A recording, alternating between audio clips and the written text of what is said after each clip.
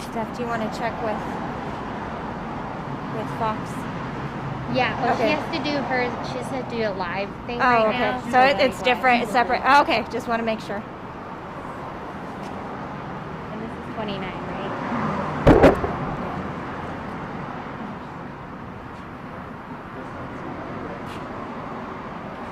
Where can I stand where I won't be like, Here?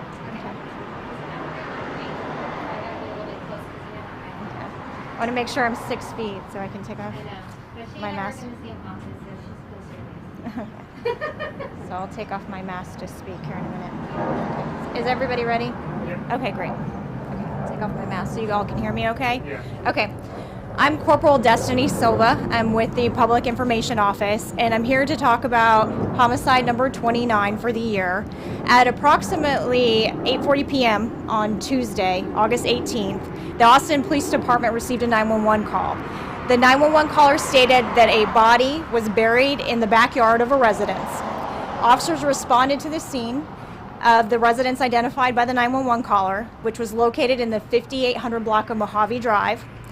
When officers arrived on scene, they made contact with the residents there. They advised the residents why they were there on scene and the information they received from the 911 call. Upon speaking with the residents, they received consent to look through the house.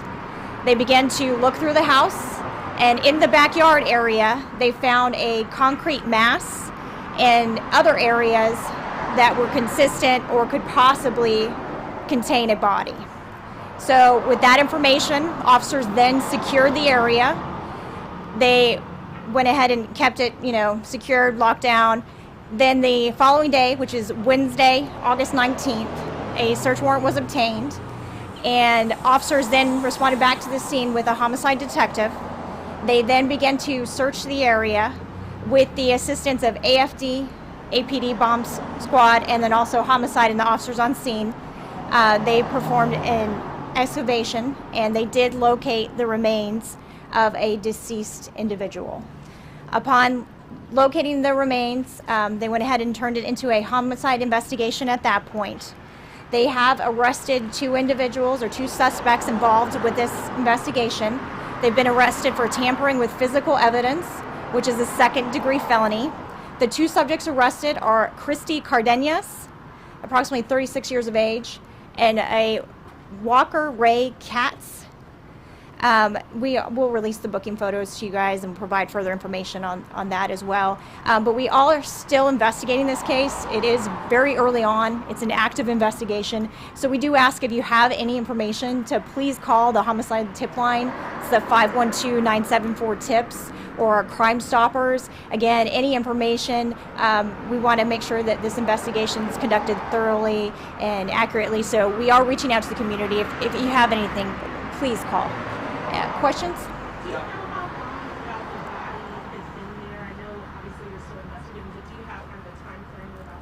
That's part of the active investigation right now. So immediately when we received that 911 call, officers went to the area. We obviously notified homicide in the event that it was in fact a homicide investigation. So we made sure that we had our officers there and that we had the resources there.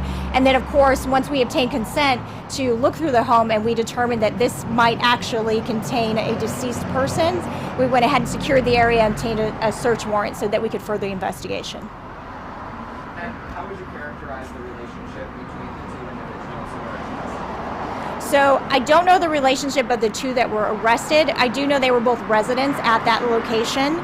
And then as far as the person that is deceased, we aren't identifying that individual at this time because we don't have confirmation on the identity and next of kin has not been notified. However, we do have some information that was provided by the suspects that have been arrested. But again, that's not final confirmation, so we're not going to provide that name at this time. Is there anything that police or that you could tell us about what leads up to what caused this or what led to this death?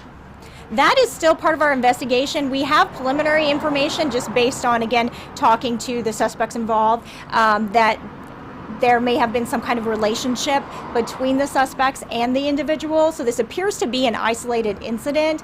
It doesn't appear like there's any continuing threat to the community at this time. Is there any details about the cause of death? That is going to be determined by the medical examiner. So we'll go through the process where they will conduct an autopsy, and then once we have that information, we'll be able to provide it. So according to the affidavit, it said something about one of the suspects telling the one who called 911 that there were bleached some of the marks. Have detectives been able to find any blood or anything like that in the house? So for all of those details, I'll refer you to the affidavit on that. But yes, one of the suspects, the preliminary information shows that she provided that information to the 911 caller, that Christy Cardenas provided that information to the person that called 911, which ultimately led to officers responding and then this investigation. And is it just those two who live in that home and the other people who live in that home? I don't know if there's any other residents, but I do know that those two were residents at that location, and those are the two that the officers and the homicide detectives made contact with at this point. But again, it's early on, so there could be more information, there could be more people involved, so please contact that homicide tip line if you have anything further. Last question. Well, the affidavit also mentioned that a neighbor had reported seeing one of the suspects unloading those cinder blocks. Like, how long ago was that? Was the concrete still wet? Anything about that? I don't have the exact details on that, so again, all I have available is what's on the affidavit. So again, that's why it's so important we reach out to the community and we find out all the information we possibly can, because that's vital information that was provided to homicide detectives. Like, I saw these two individuals walking in and out, or I saw them carrying cinder blocks, or they visited this location. Anything out of the ordinary, you might not think it may apply, but just any information, it could be really helpful and can help us solve this case. Thank you. Thank you all. I'm sorry for making you all wait. I really appreciate it. At least it's not too hot, right? Thank you. Thanks all.